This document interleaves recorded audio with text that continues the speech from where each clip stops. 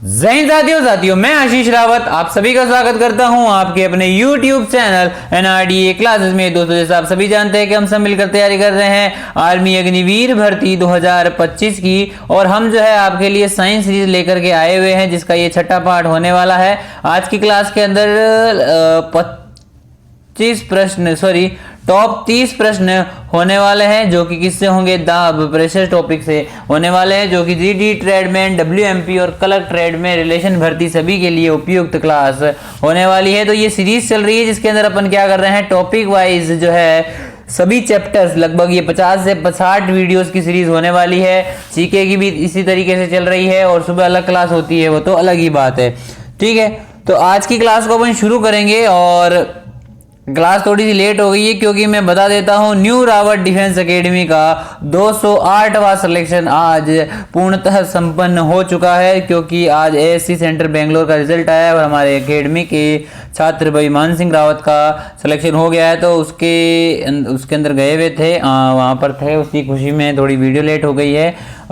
कल रात को वीडियो नहीं आई थी, इस वजह से अभी आ रही है। और जो 30 प्रश्न वाली डेली क्लास होती है अपनी 50 से होती थी, पहले 30 हो गई, तो वो जो है अभी 11 बजे के लगभग आपको देखने को मिल जाएगी और शाम को जो है रेगुलर रहेगी या नहीं रहेगी उसके बारे में भी आपको उस क्लास के अंदर पता चल जाएगा, क्योंकि आज थोड़ा सा प्रोग्राम है हमारे एकेडमी में। ठीक है, तो उस वजह से क्लास देखते क्या रहता है क्या नहीं रहता है। वैसे मैं कोशिश करूँगा कि क्लास हो। ठीक है, तो आज की क्लास को अपन शुरू करते हैं और पहला क्वेश्चन है कि दाब का एसआई मात्रक क्या है। तो जो दाब का एसआई मात्रक है वो भाई पास्कल होता है, ये ऑप्शन आपका राइट हो जाएगा। ठीक है, अगला प्रश्न हमारी स्क्रीन पर आ चुका है भाई कि दाब का सूत्र क्या होता है। दाब का सूत्र क्या होता है भाई, तो मैं बता देता हूँ, बल बटावा क्षेत्रफल, यानी कि बी ऑप्शन आपका राइट हो जाएगा। बल भाग क्षेत्रफल और बी ऑप्शन आपका राइट हो जाएगा। अगला है किसका दाब सबसे अधिक होता है, ठोस, द्रव, ठोस और इन सभी का समान होता है। तो किसका दाब सर्वाधिक होता है, तो भाई ठोस का जो है दाब सर्वाधिक होता है, ऑप्शन नंबर ए आपका राइट हो जाएगा। ठीक है दोस्तों, अगले प्रश्न में चलेंगे। यहाँ पर आपका जो है किसका दाब सबसे अधिक होता है, तो ठोस पदार्थों का जो दाब है वो सर्वाधिक होता है, ऑप्शन नंबर ए आपका राइट हो जाएगा।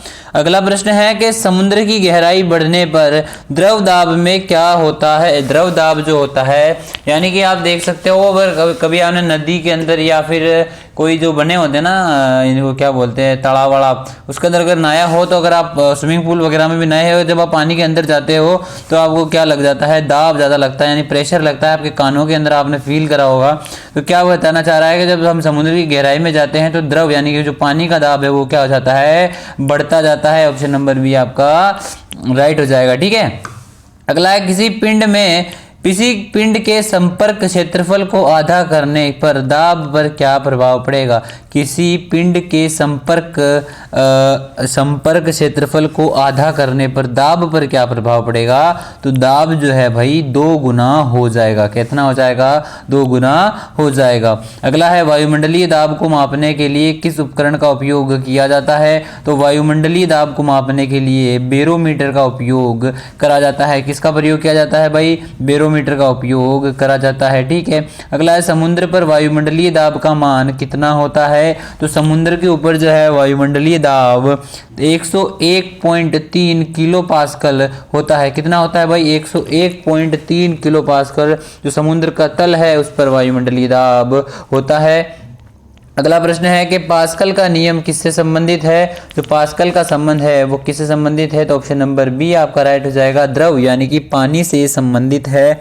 ठीक है भाई, अगला प्रश्न है कि जब ऊंचाई बढ़ती है तो वायुदाब पर क्या प्रभाव पड़ता है। वायुदाब पर क्या प्रभाव पड़ता है, तो वायुदाब जो होता है भाई घटता है। क्या होता है भाई, वायुदाब घटता है, ऑप्शन नंबर बी आपका करेक्ट हो जाएगा। ठीक है भाई, आपका जो ऑप्शन नंबर बी इसमें राइट हो जाएगा। अगले प्रश्न पे चलते हैं। अगला प्रश्न हमारी स्क्रीन पर आ चुका है कि किसी तरल का दाब किस पर निर्भर करता है। जो तरल होती है, जो तरल पदार्थें होती है उसका जो दाब है वो किस पर निर्भर करता है। आपके सामने ऑप्शन है गहराई, घनत्व, गुरुत्वीय त्वरण या उपरोक्त सभी। दोस्तों मैं बता देता हूँ, आपका जो ऑप्शन नंबर डी आपको दिख रहा है ना, उपरोक्त सभी, वो राइट हो जाएगा। किसी भी तरल का दाब जो है उसकी गहराई पे, घनत्व पे और गुरुत्वीय त्वरण पर निर्भर करता है। अगला प्रश्न है कि किस वैज्ञानिक ने द्रवों में दाब के संचार से जुड़ा हुआ नियम दिया था? तो भाई पास्कल ने जो है द्रवों के संचार में जुड़ा नियम दिया था, पास्कल का नियम भी इसे कहते हैं। ठीक है, अगला प्रश्न, कार में ब्रेक हाइड्रोलिक प्रणाली पर कार्य करते हैं, यह किस नियम पर आधारित है? तो पास्कल का नियम पर आधारित है। हाइड्रोलिक ब्रेक यानी हाइड्रोलिक प्रणाली यानी कि पानी से संबंधित प्रणाली होती है जिसके द्वारा जो ब्रेक लगाए जाते हैं। तो ऑप्शन नंबर बी आपका राइट हो जाएगा, ये सिद्धांत पास्कल का है।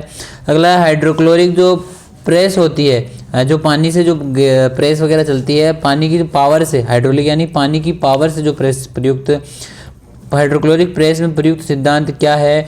तो ये है भाई ए आपके सामने है, न्यूटन की गति का नियम, पास्कल का नियम, ऊष्मा का संचार या अपवर्तन। तो यानी कि जहाँ पर भी हाइड्रोलिक पानी या द्रव का सिद्धांत आ जाए तो वो जो है पास्कल का सिद्धांत होता है। ठीक है भाई, अगला है रक्त दाब को मापने के लिए कौन सा उपकरण प्रयोग में लिया जाता है? तो स्पाइग्नोमैनोमीटर का प्रयोग रक्त दाब मापने के लिए यानी कि ब्लड प्रेशर मापने में किया जाता है। अगला है पाइप में प्रवाहित जल के दाब को मापने के लिए किस यंत्र का उपयोग किया जाता है? तो पाइप के अंदर जो प्रवाहित जल होता है उसके दाब यानी कि उसके प्रेशर को मापने के लिए मैनोमीटर का प्रयोग किया जाता है। किसका प्रयोग किया जाता है भाई? ऑप्शन नंबर सी, मैनोमीटर का किया जाता है। अगला प्रश्न है कि किसी ठोस सतह पर कम दाब प्राप्त करने के लिए क्या करना चाहिए? किसी ठोस सतह पर कम दाब प्राप्त करने के लिए जो है उसके क्षेत्रफल को बढ़ाना चाहिए। क्या करना चाहिए भाई? उसके क्षेत्रफल को बढ़ाना चाहिए ताकि जो है ठोस सतह पर क्या है कम दाब प्राप्त करने के लिए हमें उसके क्षेत्रफल को बढ़ा देना चाहिए। अगला है किसी वस्तु पर दाब लगाने से उसका आयतन कैसा प्रभाव करेगा? तो किसी भी वस्तु पर अपन दाब लगाएंगे तो उसका जो आयतन है वो हमेशा क्या करेगा भाई? घटेगा।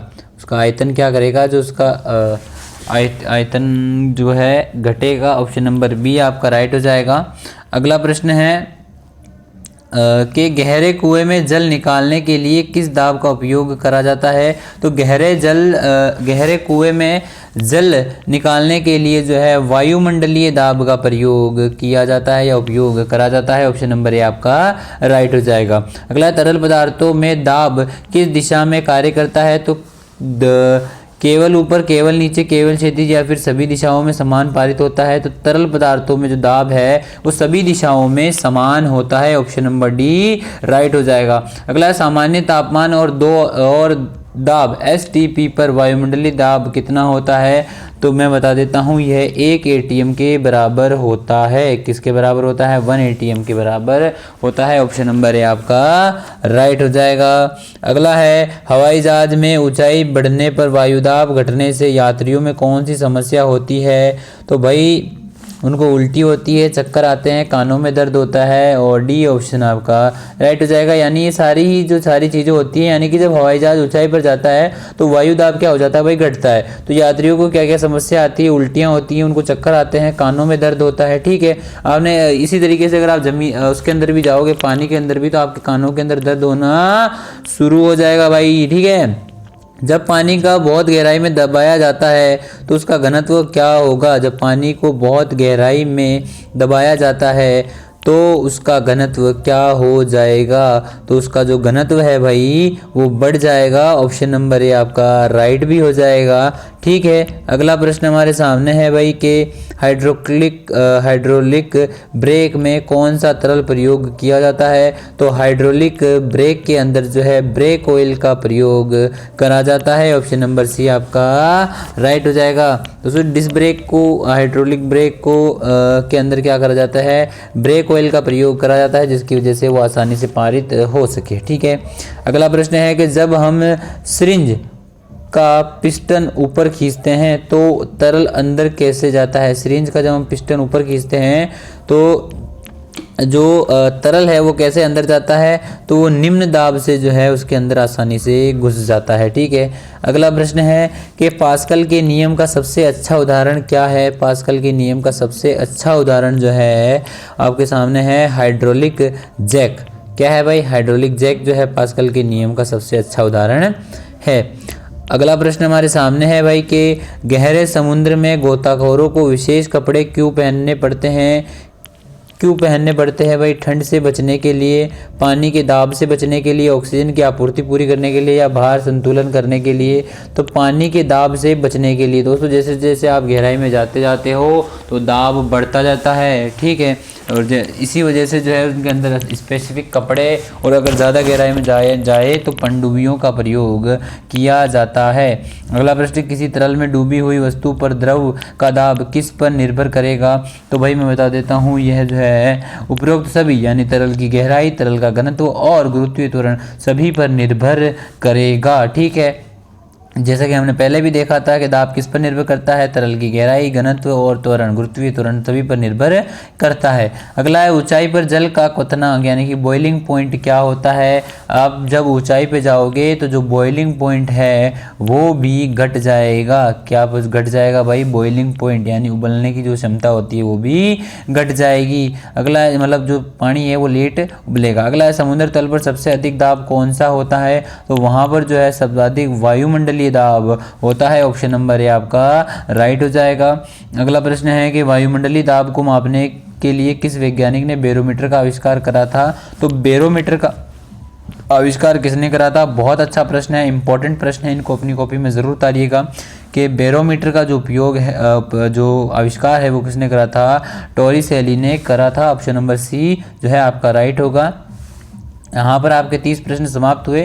30 में से आपका कितना स्कोर रहा मुझे कमेंट करके ज़रूर बता देना। और आज की कल रात को ये क्लास नहीं हो पाई थी, उसके लिए मैं आपसे माफ़ी चाहता हूँ। इसलिए अभी सुबह लेकर के आया हूँ, क्योंकि सीरीज़ अपने को कंप्लीट करनी है, एक दिन भी अपन मिस नहीं कर सकते हैं। तो शाम को भी आपकी ये सीरीज़ चलेगी, और अभी 11 बजे के लगभग आपकी जो है टॉप 30 प्रश्न जो मिक्स प्रश्न होते हैं उनकी क्लास आएगी। दिन में 2 से 3 बजे आपकी जीके की क्लास आएगी, और रात को आपकी जो है साइंस की क्लास आएगी, ये कंफर्म है। तो भाई आप जो है चैनल को ज़रूर से सब्सक्राइब कर दीजिएगा। कल रात को नहीं हुई थी, उसके लिए मैं आपसे माफ़ी चाहता हूँ। वीडियो को लाइक करके चैनल को सब्सक्राइब करके अपने दोस्तों के साथ ज़रूर शेयर कीजिएगा। टेलीग्राम चैनल का लिंक है, यहाँ पर जाइए, आपको जो है इसका फ्री में PDF देखने को मिल जाएगा। तब तक ले जय हिंद, जय श्री राम, मिलता हूँ कल।